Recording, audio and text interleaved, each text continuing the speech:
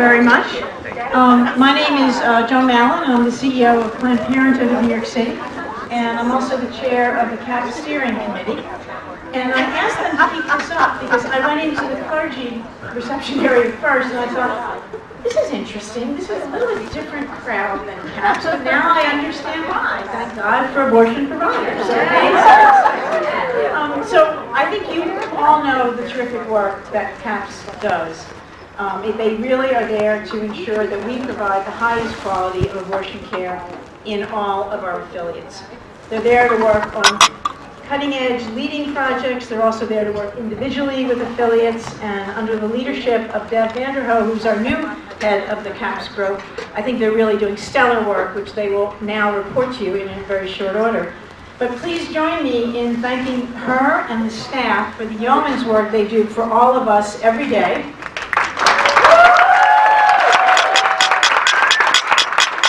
I also want to give a shout out to the members of the steering committee for their commitment, their passion, and the information and intelligence that they give to the work of CAPS. So thank you, steering committee members. And do know that we are here for you. So if there are questions that you have or issues you want CAPS to deal with, we're more than happy to work with you individually or in larger projects. And some of the bigger projects, and I don't want to take Deb's thunder because I know she's going to talk about this in more detail, but really helping affiliates navigate the TRAP regulations, providing high quality. Those of you who've seen the building book, it's really phenomenal, and I hope you make good use of it.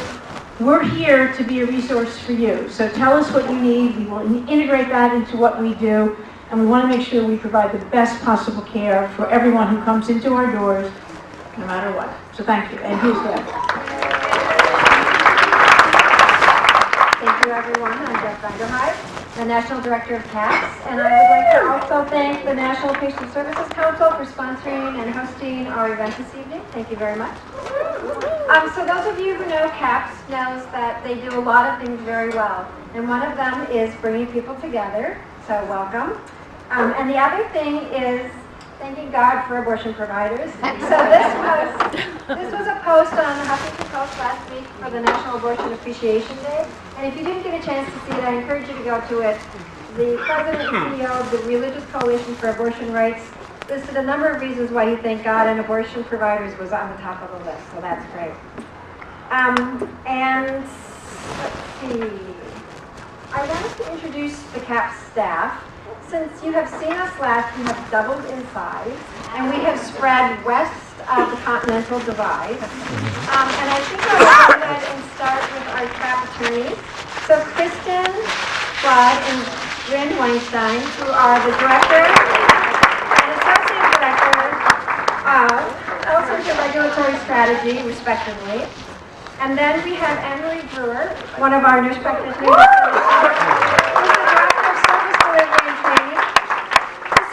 In the New York office, and Anne-Marie's in our Colorado office. We have our very first Master's Prepared Social Worker on the CAPS team, Denise Johnson-May, who is the Associate Director of Behavioral Therapy and Training. And then we have Jen Castle, who was recently from Planned Parenthood of Northern New England. Is the Associate Medical Director, also identifies as an abortion provider. Everybody, of course, knows Janet. Janet Phillips. If you're into justice funds or affiliate grants, you know Janet. And none of us would be here, I mean it really, none of us would be here if it wasn't for all of the support and all of the help that we get every day from Aisha Russell, our president.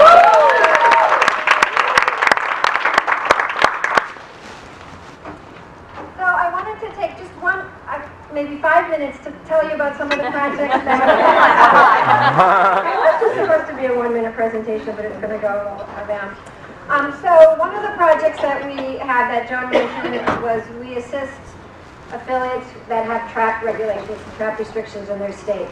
So that's good news and bad news if you know Kristen and Bryn well. Of course, the bad news is because you have terrible laws in your state. The good news is that you are working with two of the best in the entire nation. So we're very well helpful for that. And some of the big programs that we're working on this year is admitting privileges and facility planning. So some of you may have been involved in the webinars that we offered on admitting privileges. And we're also doing on-site consultations. If you're having issues with admitting privileges, hospital admitting privileges, please talk to Kristen and Bryn. The facilities building book, as Joan mentioned, fabulous presentation on that. Again, they can help you with that, and as well as strategic planning if you're building a new facility. And then the training and technical assistance continues.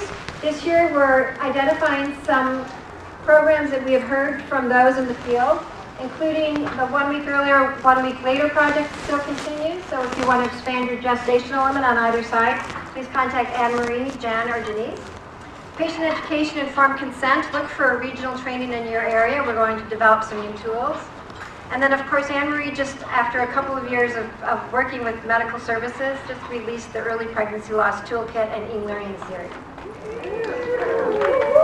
In the form of national strategies, we're working on a couple of big projects, mapping every abortion provider in the country, not just Planned Parenthood abortion providers, but independent providers, academic training centers, etc. And really looking at where population centers are as well as where our providers are and making some strategic decisions about where to go next. We have a telemedicine assessment project underway. We've been talking about it a little bit at this conference.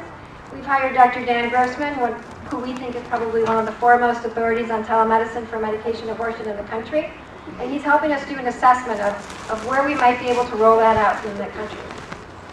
And then another project that we're working on is called Creating a Clinician Corps, which is an effort to match physicians and clinicians, abortion providers, with abortion providing sites, recognizing that many of you are in desperate need sometimes for clinicians or physicians. And so we're going to do a nationwide matching project. And then last but not least, of course, Janet and Janet's program, the Justice Funds and Affiliate Grants, again, something that everybody loves. So please reach out to her if you have any questions about that. And in keeping with what I understand is a long tradition here at CAPS, we want to recognize, she's distracted.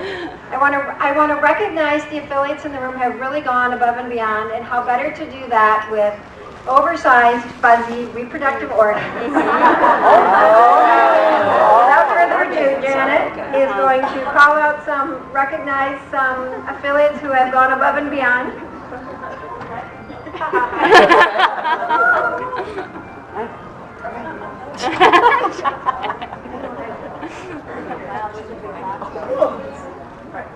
As you know, we at CAPS love to recognize affiliates. We think you guys do a great job. We are here to support you, but you are doing the heavy lifting every day to bring this service to your patients. And so we thank you. Thank you, thank you. So I want to, we also are all about prizes. So who was here last year at our CAPS reception? So we gave you a venereal disease. Yeah, that's right. Everybody's okay now? Yes. Yeah, we're all good. Excellent. So we thought, how many venereal diseases can somebody really want? Right? So we said, okay, this year we're going for something different. So we're actually doing reproductive organs. So we have the uterus, we have the ovary, and the ever popular testicle. So we're gonna, like we did last year, we're gonna call out some categories of things that actually right now CAPS is kind of focused on abortion services, and to recognize those of you who are, the leaders, the champions of abortion. And if this category applies to your affiliate, we want you to raise your hand, and we're going to give you a reproductive organ. So to add to your venereal disease collection. So the first category is if you increase your medication abortion gestational limit, and I see Elizabeth Talmont going forward, to 70 days, raise your hand and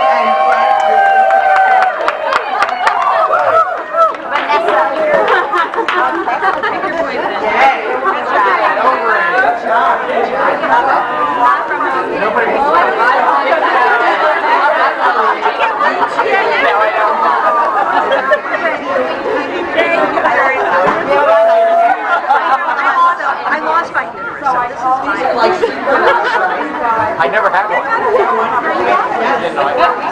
She's already snuggling up here. We all do want to catch the next category. Okay, you ready? You ready? You want your own reproductive plan. If you are offering medication abortion via telemedicine or are taking active steps to start telemedicine at your affiliate, I know this is a tougher category. Raise your hand. All right, we'll talk to CAPS. We're working on this. This is something, right, next year I expect lots of hands. Next year,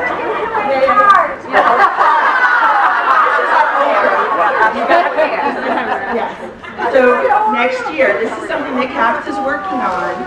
So if you want to know more, contact us. We would love to work with you to implement telemedicine at your affiliate. Okay, next, if you started training Cecile, I wanted to thank you so much for Dr. Nuka-Tola. She's been so during the helpful past for the past couple of years. I'm Robert Sarkis with Biomax. We do fetal tissue I know a lot of collection. She's you do been it. very, very helpful with her to talk to Started and last how year. to like. Okay, great. Thank you. She's amazing. And thank you for Planned Parenthood too, Oh, because that's where I get my props. Thank you. Upper Hudson Planned Parenthood. Good job. All right. Deb, are we up to your full slot here?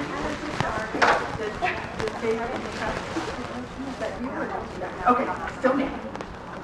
All right, now this is going to be a popular category in abortion. And Kristen and Brandon can attest to this. If you face a new trap regulation in your state this year, I know. Yeah, the upside is you win a reproductive organ. The downside is the trap regulation. All right. So not as bad as we might think, but as we know, a lot of Given that uterus, I'm up there. Okay, now we're going to say to Deb, we have a couple of awards, and then we have one last category. So you still have a chance to go home with that party. Okay, so if you're lucky enough to be from West Virginia and have this crazy quote to be proud of, rape is a beautiful thing and children result. This isn't about a woman's body. And if you take a gallon of milk and place it in the refrigerator, it doesn't make that gallon of milk a part of the refrigerator. The refrigerator protects the milk from spoiling. Anybody here from West Virginia and can claim those quotes? Next year. Okay, how about Idaho? Can you claim Idaho? Can you claim this quote? Can the same procedure be done in a pregnancy? Swallowing a camera and helping your doctor determine what the situation is? It cannot be done in a pregnancy simply because when you swallow a pill, it would not end up in the vagina. Fascinating, says the representative. That certainly makes sense, doctor. This is what we did. Okay, how about, can you claim that you are from the great state of Utah? Oh, we're giving away Hummers next year. If an individual has sex with their wife while she is unconscious, a prosecutor could then charge that spouse with rape, theoretically, said Representative Brian Green. That makes sense in a first date scenario, but to me, not where people have a history of years of sexual activity.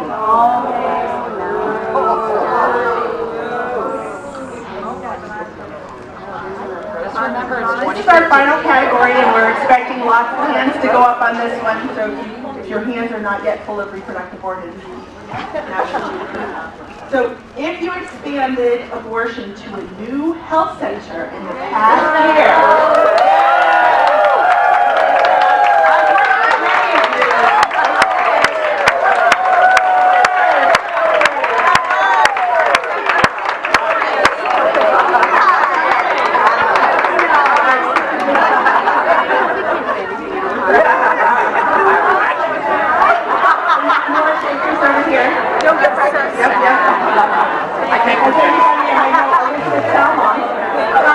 how many health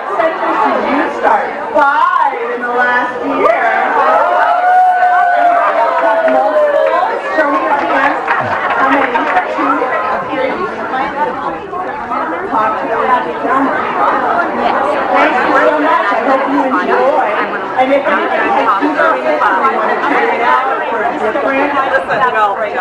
Oregon, please feel free. Thank you so